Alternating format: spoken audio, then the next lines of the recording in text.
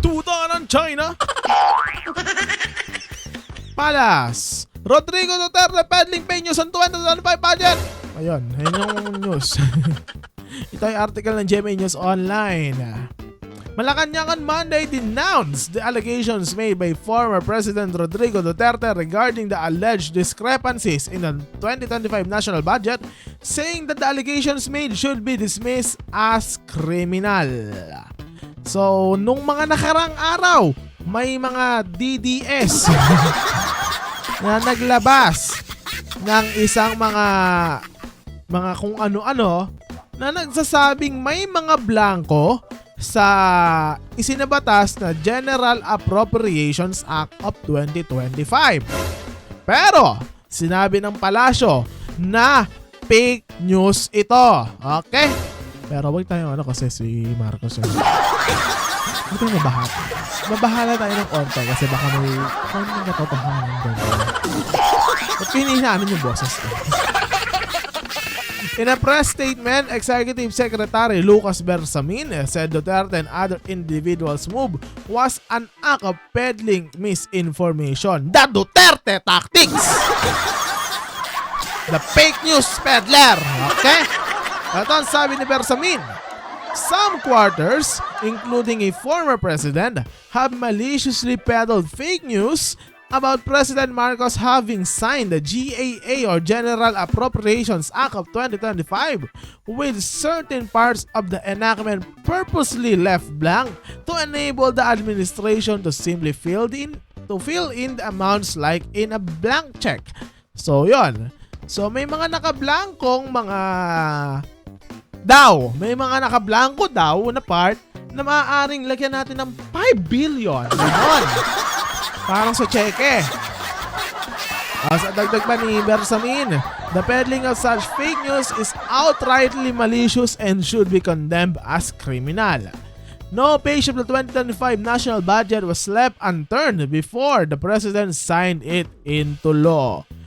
So marami din nagsasabi na baka draft lang yung ipinakita ng mga fake news peddler na yan. Pero take it with a grain of salt, please. Bersamin stressed that all of the 4,500 pages of the 6.326 trillion budget's two thick volumes were exhaustively reviewed by hundreds of professional staff from Congress and the Department of Budget and Management. Isa pa nagpunto na fake news ito na sinasabing 200 page lang daw yung GAA. Pero kung makikita nyo, meron namang kopya sa official gazette kasi batas naman yan na 4,057 ang pages nito. Sobrang dami. Ano ba yung mga pinaglalagay nila dyan? Yung 11 day na ni Sara Duterte? Ano sabi ni Bersamin? The meticulous line-by-line scrutiny is a pre-enactment check performed by dedicated civil servants to ensure that the GAA contained no single discrepancy in the amounts being appropriated. Ayon. Marami daw ang tumingin ng maraming profesional ng mga tumingin para masiguradong walang discrepancy. Pero may mga issue kaya take it with a grain of salt. It is impossible for any funding items to be left blank as alleged by misinformed and malicious sources according to Bersamin. Imposibleng magkaroon ng blanco daw sa GAA Act. Okay? Kasi, yun.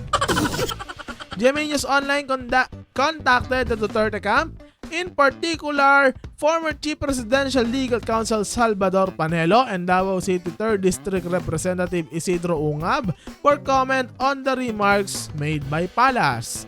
In response, Panelo said Duterte's remarks were based on the validity of Ungab's findings plus on the assumption that the GAB as signed into law by PBBM contains the same omission.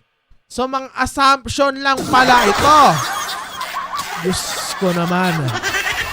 Ano sabi? ni Panelo.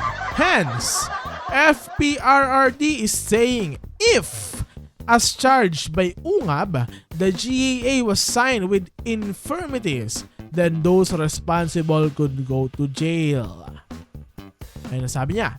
The former president was expressing a legal opinion on the assumption that UNGAB's charges are true, and if the GAB are assigned by PBBM contains the same irregularities. Panelo also said that the media should examine the documents to determine the truth. Eto na, may nag-examine na mga kaibigan. Ang Department of Budget and... Tama ba? Tama. Department of Budget and Management. Ang sabi ng DBM, bill submitted was complete. Tang-ina talaga mga Duterte na yun. Ayun na yung sinabi. Eto. The Department of Budget and Management or DBM, parang gusto kong tanggalin yung ano kasi nakakainis eh. The Department of Budget and Management or DBM categorically denied the allegations made by Duterte and UNGAB, calling it as completely false and reckless. The DBM said it was presented by the two was the bicameral conference committee report. Committee report lang pala yun! Pag sinasabi niyong GAA Act, gusto!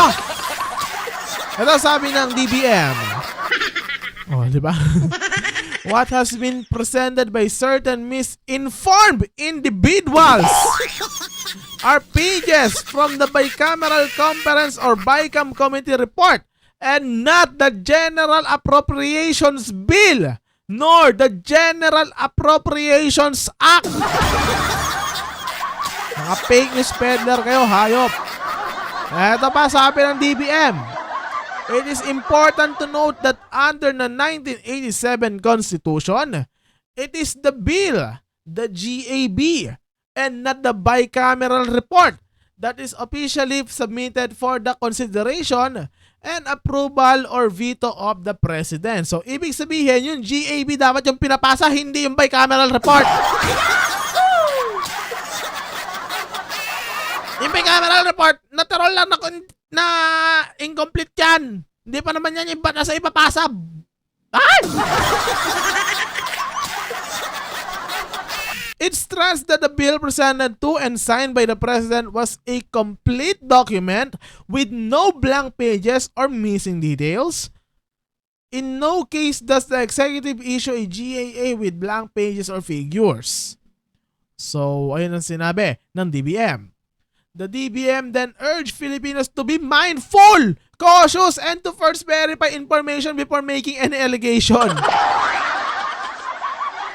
Mapanuri tayo mga kaibigan. Maging mapanuri. Buti na lang, Diyos ko. Ay nako.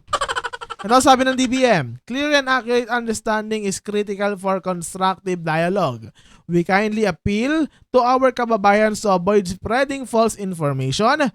Communication is a powerful tool that can make or break a nation. Let us use it to promote unity and understanding. Malabas na. And not to sow discord, hatred, or division. And division pala, but Duterte and UNGAB flagged supposed discrepancies in the bicameral conference committee report on the national budget, with UNGAB saying that there were missing budget amounts for items under the Department of Agriculture and program appropriations. UNGAB said the blanks could not be considered a typographical, grammatical, or printing error. Duterte, for his part, said the budget items should not be left empty to be filled up later on. According to the former president, anyone who tampered with the budget could face criminal prosecution. Wow! Naging ano tayo sa batas ngayon, ha? Gusto. Meanwhile, Bersamin said the facts and the printed figures appearing in the GAA easily debunked the napapagod tayo. Bersamin said the facts and the printed figures appearing in a GAA easily debunked the malicious claims of deliberate blanks being left for filling in. Ito sabi ni Bersamin, anyone who conducts the same rigorous examination of the 2025 national budget which the public can view on the DBM website, pati na rin sa official gazette. Kasi batas naman yan. Will come on the same conclusion that there is no program, activity, or project at all with blank appropriations in that carefully vetted law. Bersamin said Duterte and his cohort should know better that the GAA could not contain blank items. Tama naman si Duterte na dapat walang blanco. Pero hindi tama si Duterte na may blanco doon. Yun, di ba? Yun.